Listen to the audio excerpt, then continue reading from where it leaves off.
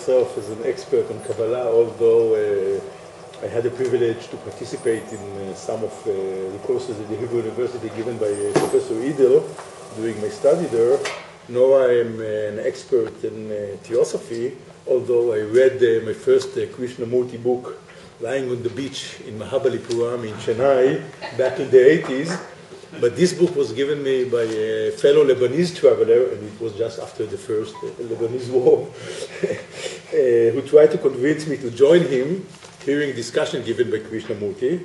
Well, I was young and stupid enough, not at that time, not to attend the lecture, which I think happened to be Krishnamurti's last lecture in India, and I think at all. But later on, I had the sense to read many of his books and write even some critics about when they were, to my happiness, when they were translated to Hebrew.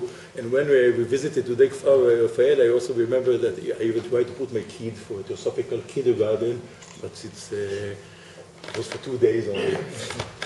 Well, I approached the topic of what is called the Theosophical connection, as Margaret Chatterjee called it, connecting Jews and Theosophy in South Africa through my research about the relationship between Gandhi and his soulmate, his Jewish intimate friend Herman Kallenbach, which recently published a book, but as well on Gandhi's connection with his other Jewish Theosophists and non-Jewish Theosophist supporters during his most formative years in South Africa.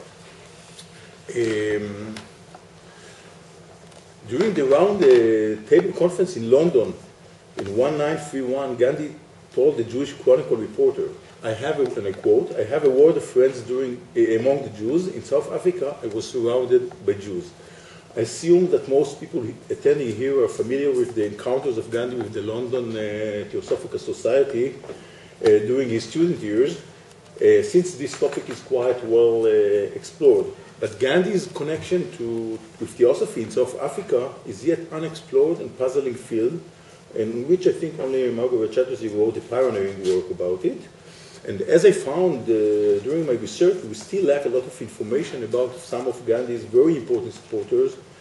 And surprisingly, no serious study was yet written on either Henry Pollack or Louis Rich, until recently also on Kallenbach. That is without mentioning other Jewish and non-Jewish supporters like Albert West, Gabriel Isaac, the Vobos, of whom very little is known. The Theosophical connection plays an important part in the developing and shaping of Gandhi's personality and moral attitude in the crucial and formative years, first in London and later during his 21 years stay in South Africa. As I will try to show in my presentation, most of his Jewish supporters came from the Theosophical circle and played an important part in Gandhi's development as a unique social reformer, or the Mahatma to be, or the Mahatma on the making. So who were Gandhi's Jewish Theosophists? The first one to be noted is an English Jew, Louis Walter Rich, who came with his large family to South Africa in 1889 as a manager of a business firm. In 1895, he published an advertisement in the leading South African newspaper, The Star, hoping to open a small group along the Theosophical lines. This resulted in a group of about 16 people meeting which went on for 4 years till the lodge was properly established. The official charter was signed by Colonel Olcott on 14 April 1899. Rich was one of the 3 founder members and became a lifelong member. The other 2 were Herbert Kitchen, who was an electrician engineer who lived in Gandhi House and became close supporters, and even was the first editor of the Indian Opinion after Gandhi bought the paper. He later committed suicide.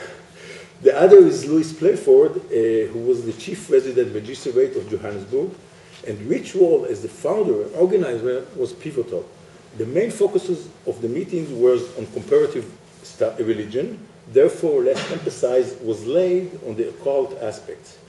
In this context, Rich gave some lectures about Judaism, and Gandhi gave a series of at least 5 lectures about Hinduism. It is worth to notice that all 3 founders were already in close contact and were supporting Gandhi's political campaign. So Gandhi's close connection to the society is already clear. Strangely, within the Theosophical Society, the newly formed lodge was regarded as being within the jurisdiction of the Indian section, but its members were in close contact with London, which recalled that he came to Theosophy, strangely enough, through socialism and Spinoza. And I quote, "We were socialists because we were devotees of truth, righteousness, justice, idealists who felt keenly the suffering of our kind and ached to find the root, explanation, and real remedy. Theosophy furnishes both. I found Theosophy at a very young lad reading Spinoza and was probably no older than 15 or 16 when I heard one of A.B. lectures. But Rich was also aware of the racist discrimination going on against the Indian, and already in 1887 made a connection between the two issues when describing to the journal, to the Theosophy, the difficulties and the modest beginning of the lodge in racial South Africa. He wrote, Johannesburg and Theosophy, truth and falsehood, spiritually and materialism would correspondingly seem almost synonymous terms. The reason for which article was that an Indian theosophist wrote him asking for brotherly help, hoping to make quick and easy money in fast developing Johannesburg. Interestingly, the Indian crowing argument was his assurance that although a native, he was not to be confused with the common black Indians, and that his personal color was so diluted that only the very faintest trace of his identity as Indian was apparent. Which advised him not to come because the country was not healthy for men of his stamp, and emphasized that he always done his utmost to dissuade all Indians from coming to the Transvaal, explaining that the country is a republic by name only, and that racial hatred directed most strongly against any nationality of sable exterior, it is most marked feature. He also noted in his article his friend Gandhi, a gentleman who has for a long time past been fighting the Indian battle in Natal almost single-handed, which became one of the first important supporters of Gandhi, and he considered his meeting with Gandhi as doubtless one of the most important milestones in his life, which volunteered to join Gandhi in his treatment of the sick patients during the Black Plague, but Gandhi put him in charge only outside the danger zone, since Gandhi did not have the heart to expose him to the risk because of Rich's large family. Years later, when Rich wrote his memory, he wrote about his meeting with Gandhi, and it's striking since, as usual, and probably you know it, as usual with the Theosophist who met Gandhi, he also was interested mainly in discussing the Gita, the Bhagavad Gita. While I sought to discuss the Gita and direct the conversation into philosophical and religious channel, Gandhi's mind appeared to be primarily occupied with the political struggle and its incidents. Later on, Rich was registered as the owner of some Indian commercial shops, as they were forced to move to the designated Indian locations. By this way, he was able to prevent the confiscation of the goods. Rich even had to stand for trial for that crime. Rich involvement with the Indian struggle grew, and since 1905 he acted as Gandhi representative in London. He was the honorary secretary of the South Africa British Indian Committee and was the key figure lobbying, and it was the main struggle area was also in London. He was the key figure lobbying the Indian struggle in London, and which was also one of the trustees of Phoenix Farm. Gandhi corresponded with Rich extensively and encouraged the Indian community to finance Rich, though not always successfully, which caused ongoing trouble, since Rich always suffered from short incomes. Gandhi praised him often, saying, and I give one example, today I do not own a friend who knows me more than he does. He is one of those men who believes in dying for a cause that he holds dear. When Rich returned to South Africa, he worked as a solicitor in Gandhi Law Office and took over most of the legal work of the British Indian Association. Gandhi appointed him as the Indian delegate during the Battle of the Immigration Bill, but John Smatt refused to recognize him as such. But in 1914, when Gandhi was preparing to leave for India after the struggle was over, with Kallenbach, something unclear happened, obviously connected with misuse of funds, which suddenly left to Mombasa without a previous notice. Since then, Gandhi started to refer to Rich as a madman. He wrote Kallenbach, and this is also only one example, and I quote, "But I know that Mr. Rich will not pursue practice as a lawyer. He is hopelessly insolvent. He has broken his vow. He had gone away without notice. He is mad." But Rich came back to South Africa in the end of 1915, after Gandhi already left. But from that time, he disappeared from Gandhi's writing. But Rich's involvement with the Indian did not come to an end, and he continued to contribute numerous articles of an ethical nature to the Indian opinion, and continued to be active as a friend of Manilal Gandhi, Gandhi's son, who stayed in South Africa and continued to edit the Indian opinion. Gandhi wrote of Rich theosophy in a letter to his friend Mehta, where he described all his attitude to theosophy. Rich was a theosophist. He argued me to become a member. Not only did I not become one, I helped him to be free from that humbug. One of the most important supporters of Gandhi for many long years was Henry Solomon Leon Pollack. Pollack was born in Dover, England, an English Jew, and he worked as an assistant editor of the Transvaal Critic in Johannesburg when he became acquainted with Gandhi. In a vegetarian restaurant, they spoke about Tolstoy. He gave up his work and joined the Indian opinion staff and wrote many of its articles. He even lived together with his wife, Millie Graham Pollack, at some different houses with Gandhi. And the fact that he was one of the editors of the Indian opinion explains the many comparisons which can be found in the pages of the Indian opinion between the Jews and the Indians. As, for example, the comparison between the Jewish ghettos and the Indian location. You know, the Indians had to live in certain location. It used to be called location. Gandhi established, you can see here, Phoenix Farm, after Pollack gave him John Ruskin book unto this last, and Pollack went even to India on a deputation to explain the case of the Indian in South Africa. Pollack was arrested during the big march in 1913 to 1913, together with Kallenbach and Gabriel Isaac, another Jew theosophist, which we'll refer later. One can argue that Pollack was Gandhi's political man, while Kallenbach was his intimate soulmate friend.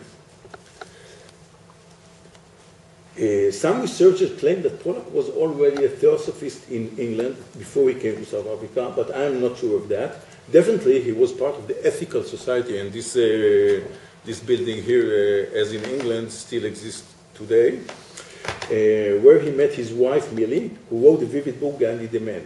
Pollack's origin was from a long rabbi chain, and he was involved in the Jewish unorthodox community in London, contributing critical articles to the London Jewish Chronicle, and when he came back to England, he used to go to the synagogue, while his wife, Millie, went to the church. As I try to show in this presentation, the influence of theosophy on Gandhi is deeper and suggests an even greater fascination with theosophy than Gandhi later recalled and was willing to admit. A clear evidence for the importance Gandhi gave for the contact with the Theosophical Lodge in South Africa we can find in Pollack's speech in the 81 International Convention, and this I have to thank Boaz for some of the papers that he gave me while searching for theosophical stuff. The H. Pollack was invited to India by the government to help locate some of Gandhi's papers. In his talk, Pollack also related to the studies, as usual, of the Bhagavad Gita together with Gandhi. And I quote, it's not this one, the teaching of the Bhagavad Gita also made a very deep impression upon me, and it helped me unwillingly at first to decide upon Gandhi's persuasion to become a member of the Theosophical Society. What's actually saying that Gandhi convinced him to join the Theosophical Society and to join the Johannesburg Lodge, where Gandhi, occasionally lectures. And indeed, Pollack joined the society and even represented them in Theosophical international conferences. But Pollack could not stand the racial attitude of some of the Theosophical members and later resigned, and he contributed many critical articles also to the Journal of the Theosophist.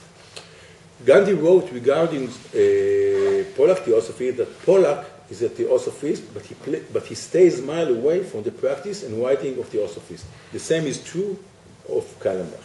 And indeed, Polak was emphasizing in his article what he called practical theosophy.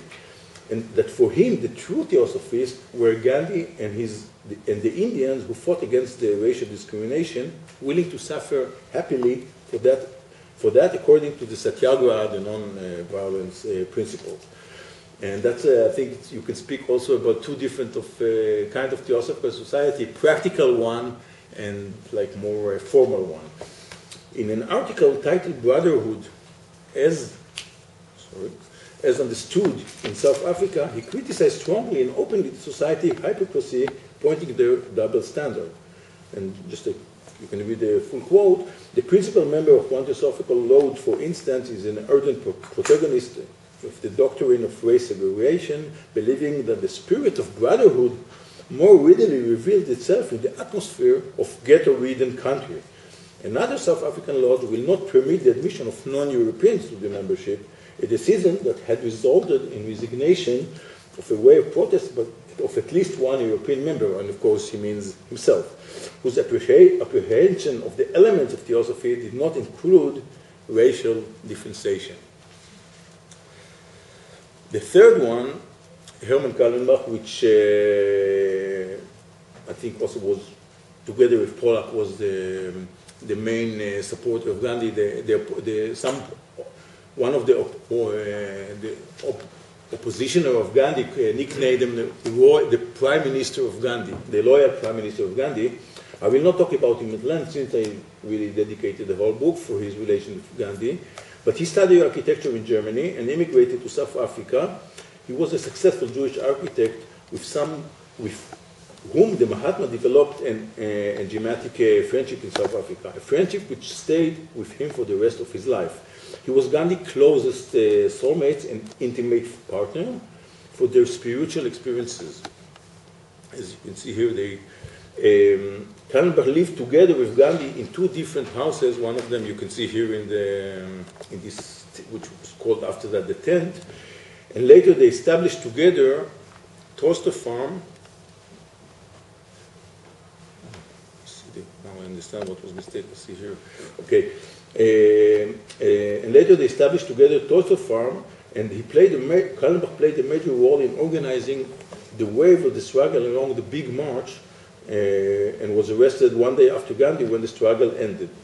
One day after Gandhi. When the struggle ended, Kallenbach abandoned his local affairs, left all his property and money in South Africa, and left with Gandhi in order to stand with him in India. Unfortunately, the outbreak of World War I disrupted the plan, and Kallenbach was compelled to spend the duration of the war in Isle of Man as a German citizen, as a foreign enemy citizen.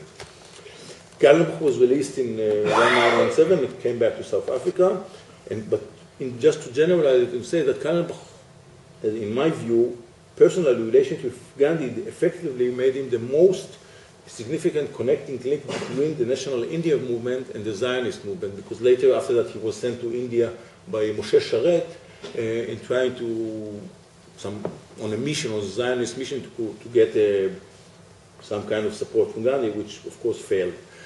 Kallenbach was a theosophist before he met Gandhi, probably since, here you can see Toaster Farm. Kallenbach was a theosophist before he met Gandhi, probably since his student years in Germany. He appears in one of the early photographs of the Johannesburg Lodge.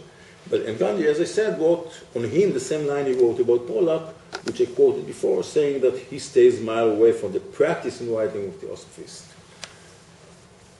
The three other supporters of Gandhi who are much less known about them are the Vogels, or maybe the Vogel, I don't know, it's written in German, and Gabriel Isaac. Mr. Vogel and his wife met Gandhi in 1906 and hosted him in their house many times. He was a draper, and together with Isaac was Gandhi's closest friend among the Jewish merchants in South Africa. It was probably the Vogels who invited Gandhi for the Seder, for Passover, and for some prayers in the synagogue, Gandhi recalled that actually he liked very much the crispy matzah, but found the prayers to be too long and too uninspiring, which I think nobody can blame him for that. Mrs. Vogel was the driving force in the Transvaal Indian Women Association and organized two important Indian bazaars for the benefits of the Indian struggle. This was part of Gandhi's effort and encouragement of the Indian women to join the struggle. Mrs. Vogel later was also teaching the women and children cloth making at Trostor Farm, and Gandhi even gave her one pair of sandals that he made by himself. The other pair he gave to General Smat. He sent to Smat, to Dan Smat, which he made by himself in Trostor Farm. In 1948, they were still living in Durban, doing faith healing work. The last one to mention now is Gabriel Isaac, an English Jew, a jeweler and practicing vegetarian. Isaac was sometimes even a resident of Phoenix Farm. He traveled all over South Africa collecting subscriptions and advertisements for the Indian opinion. He also became the nominal owner of some shops of the Indians following the government policy of auctioning their good. He was sent by Gandhi to Delgoa Bay to assist the Chajes who was deported to India and was very well received by the local Indian community. Isaac went to jail during the Great March, probably, but it's quite unclear what happened there exactly, while in charge of the temporary camp at New Germany. Isaac died in 1914 in Johannesburg, and this is probably why so little is known about him. The question which arises, you can see here him together here, Kallenbach, Gandhi, Isaac, and Millie Pollack.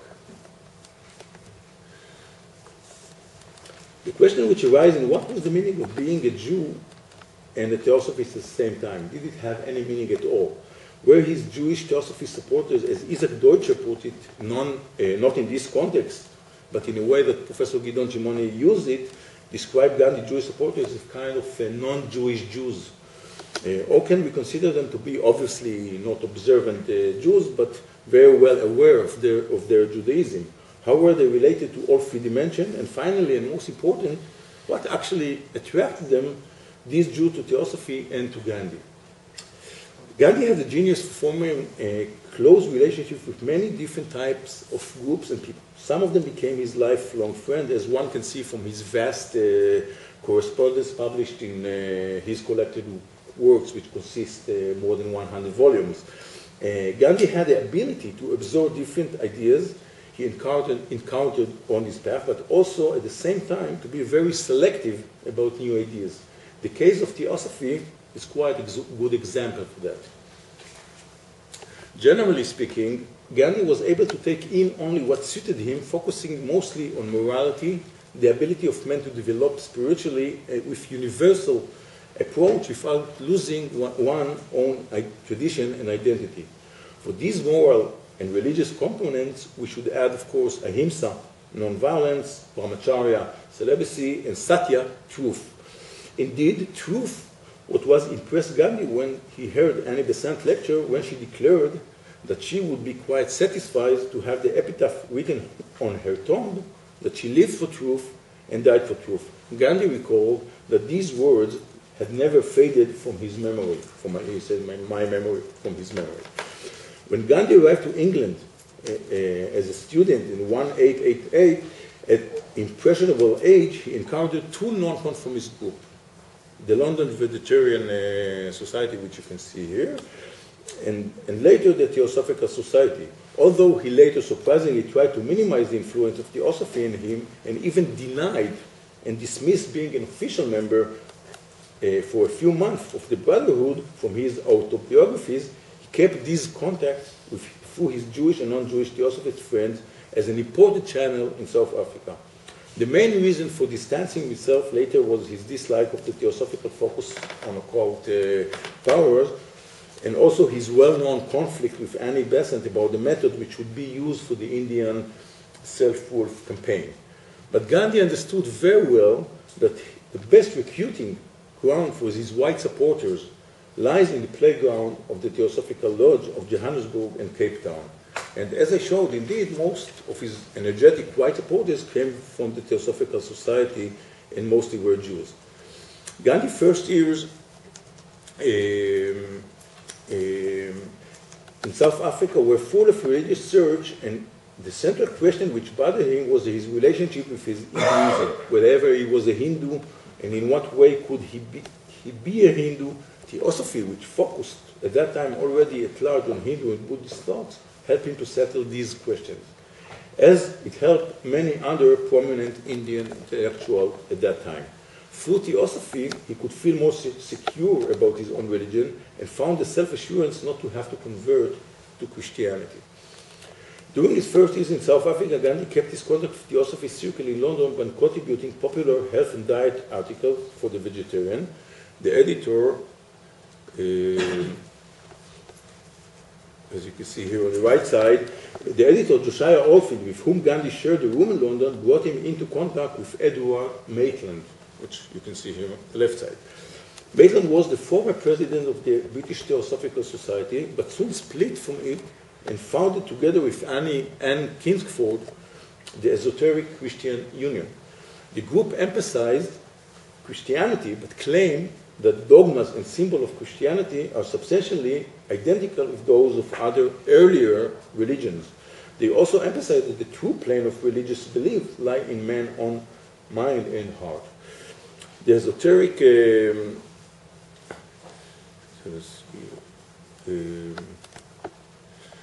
the Esoteric Christian Union was Gandhi's closest approach to formal affiliation with Christianity, though probably most Christians would probably not consider it very close at all.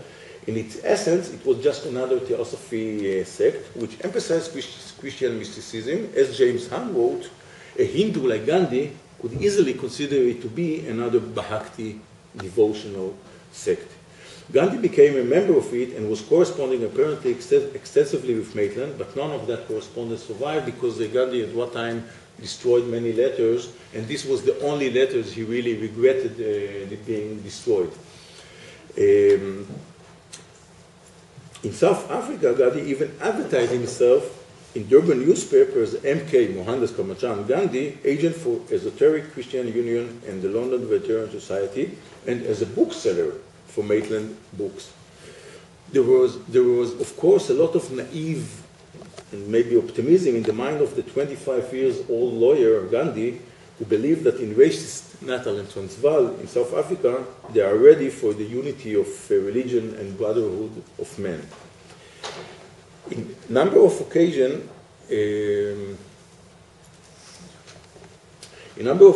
Gandhi entered a dialogue with South Africa Theosophical Lord, but that was in a clear contrast to his famous meeting in London, which you can read in the slide, with the two Theosophist brothers who encouraged him to read the Gita. It's a very well-known story, which actually Gandhi had to discover the Bhagavad Gita by meeting these two Theosophist brothers, which were not exactly brothers, but it's a quite well-known story.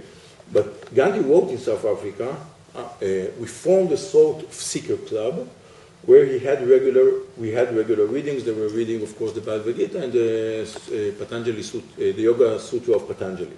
But in contrast to London days, now they sought his company as authority on Hinduism. I felt like a Triton among the minnows, he recalled.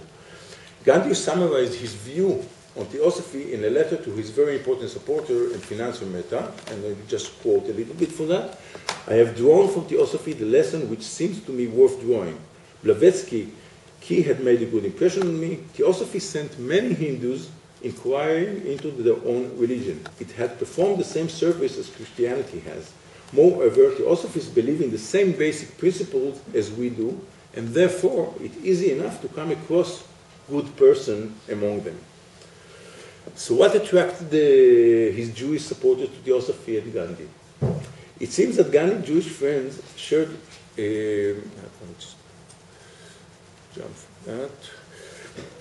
what attracted the Jewish supporters to Theosophy and Gandhi? So it seems that Gandhi's Jewish friends shared Gandhi's own dilemmas as a foreigner and immigrant in hostile racist land. First of all, the inner conflict between universalism and religious particularism, how to hold both sides of the stick at the same time, Is it possible to be a Hindu or a Jew with your nihilistic moral ideal? Secondly, the common struggle as inferior immigrants to a land which is unwelcoming them.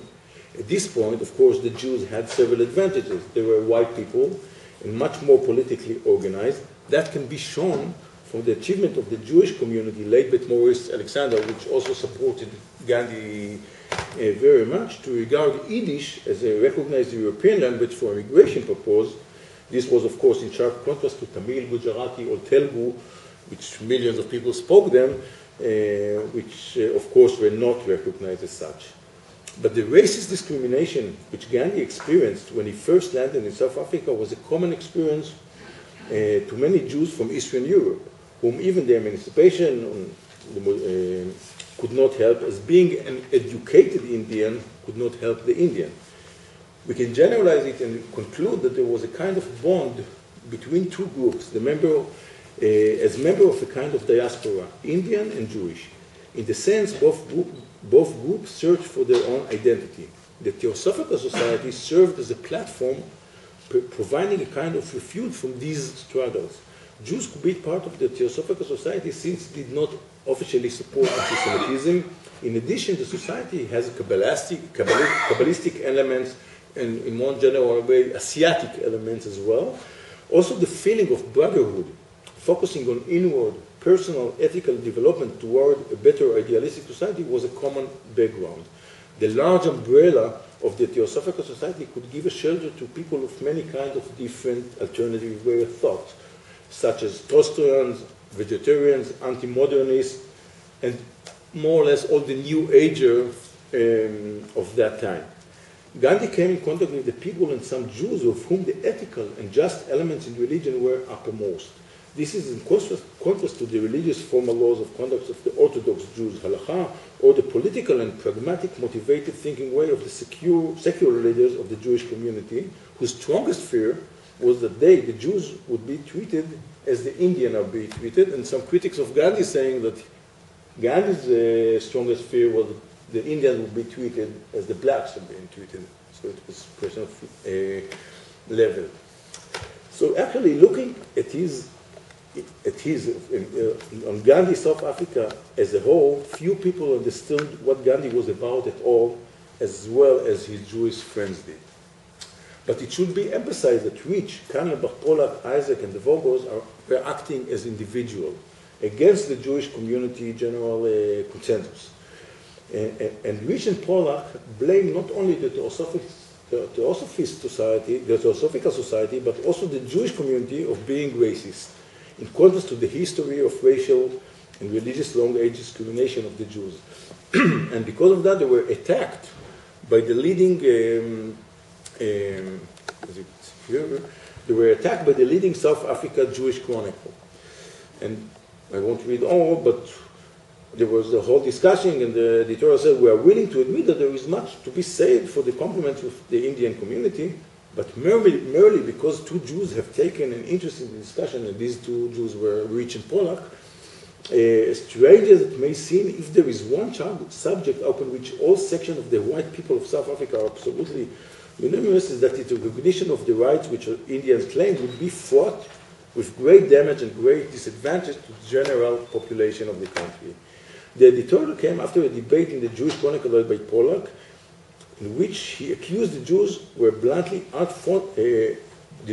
very bluntly. Unfortunately, and I quote, unfortunately, many of our co-religious in South Africa appear never have to learn this foremost lesson of the age-long persecution of the Jewish people, for in spite of the complete freedom and liberty which they are vested as soon as set a foot out on South Africa's soil, they do not hesitate to join the hue and cry against the disintegrated residents of the subcontinent, which also criticized the Jewish community, and I find it important, and it's again thanks to Boaz, as it gave the evidence that Rich kept his contact with the Jewish community in England and in South Africa, which I think I have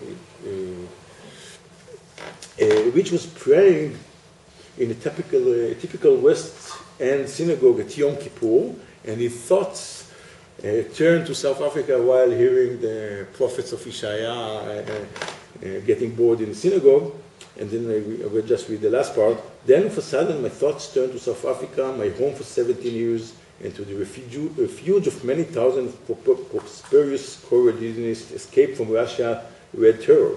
And there too, in the Transvaal, I saw the picture of persecuted people and Eastern people, and my own people looked supine. Look on that is when they did not join the UN cry of the Kuli, and the words of the stern old prophet stood out in letters of fire and rolled forth in peals of thunder. But just to end it, and to say that there is also very positive aspect, since in order to understand the implication of the involvement of these Theosophical Jews who focused on helping Gandhi in that early stage in the passive resistance movement, one has also to recognize their importance in the wider historical context of Jewish opposition to apartheid, because they were the first one. And as the late Nelson Mandela wrote in a similar way to Gandhi, and this appeared in the Jewish Capital Museum, in my experience, I have found Jews to be more broad-minded than most whites on issues of race and politics, perhaps because they themselves have historically been a victim of prejudice. Thank you.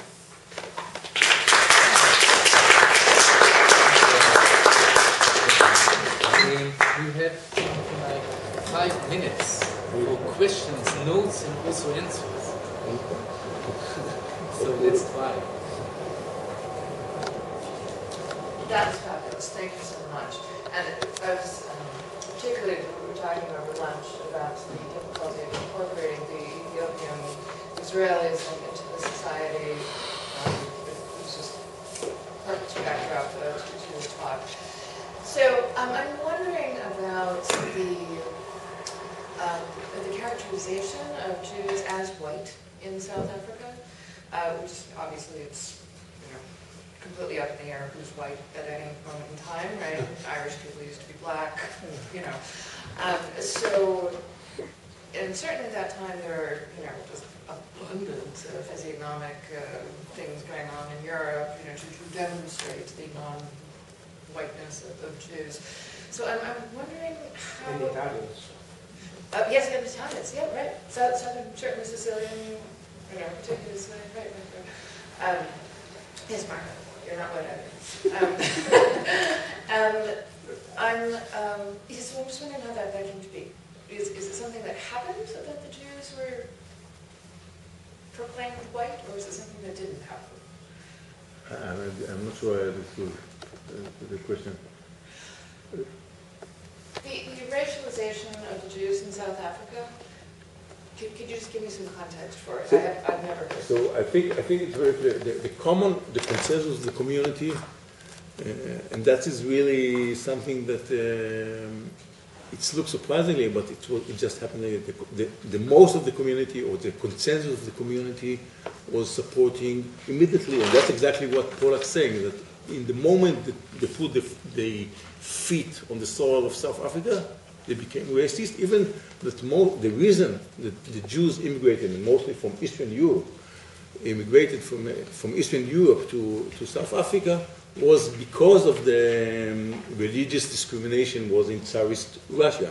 But immediately, when they put the soil on the land of South Africa, the land in South Africa, they identified themselves completely with the white population.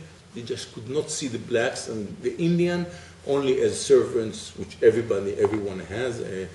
Kallenbach and Gandhi, which the picture I saw in Toaster Farmer, where they lived together, they fired all the helpers, which unheard in South Africa. And that's what I'm trying to say, that it's a question of individual people who are acting. And what is really interesting, that most of these individuals came from the Theosophical circle, or at least the basis. I mean, they came from the Theosophical, let's say, playground in a way, and this is how they came to support Gandhi. And this, I think, is quite something that should be much emphasized. And what I'm saying, that after that, Gandhi, Pollack, and the other were, you could see them as the pioneering opposition to the racist discrimination, which I think it's quite well known that many Jews supported also Mandela on his struggle, which, you know, more than the average, the percentage in the population and so on. This is the connection that I tried to make. More questions? May I do a quick follow-up then? I want to ensure I understood your thesis. It came through loud and clear. I'm wondering if the white Christians of South Africa accepted the Jews as white. Well, there was, of course,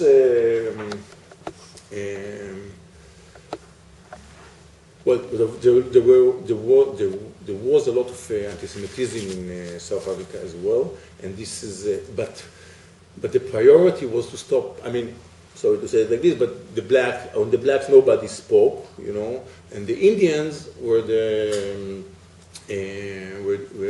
Indians were the second problem, the Asiatic invention, how would you call it? And it's very interesting because you could see a very similar anti-Semitic or let's say racial attitude of being, you know, earning money and not spending it and so on. The same thing that was said about the Indians, you could just put it in same as people said it on the Jews. But later on, especially in the 20s and the 30s, also because of some of the German background of some of the population in South Africa, there were more and more anti-Semitism. But of course there was. So it's just there was just a question of different scale. And,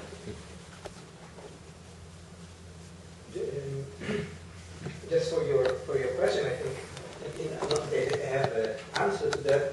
I think more interesting is in the question of the Jews in India and the question of their identifications or Indians or whites, and the funny thing of the Iraqi Jews trying to be identified as Europeans. You know, so of course the relations between the different Jewish communities there, and again the question of how to identify, and I think Theosophical Society has a very interesting role in that, as in one way strengthening European identity, and at the same time legitimizing Oriental identity. So it has a double role, which I think what struck me, and it was something that we discussed, the question of the connection between Zionism, Jewish nationalism, and Theosophy, and the role it plays. And I think we can see a very similar role in the case of Indian nationality. And again, I think Theosophy plays an interesting role in justifying, I would say, Oriental, or even valorizing Oriental national identity, but on the other hand, constructing this identity in very, very European term, and I think that will maybe connect to Nirmal's talk about the question of Protestant Buddhism, which in a way I think we can speak about some of those formations as a type of Protestant Judaism, which is being built of this type of idea. Maybe just one remark about it, that South Africa is a quite unique example because it's indifferent from England or United States. The stage of organizing the community was very short, and immediately the Zionist organization took over the control, the responsibility of the community. So this is why for many years the Jews in South Africa were considered very much Zionist, and it's one of the most important features of the South African Jews as being Zionist, just because, in contrast to other language, other English-speaking countries, like the States and England, and that's also, you could be Theosophist, you could be Zionist, and you could support Gandhi, and it didn't contradict. So we will move on to the second and last paper.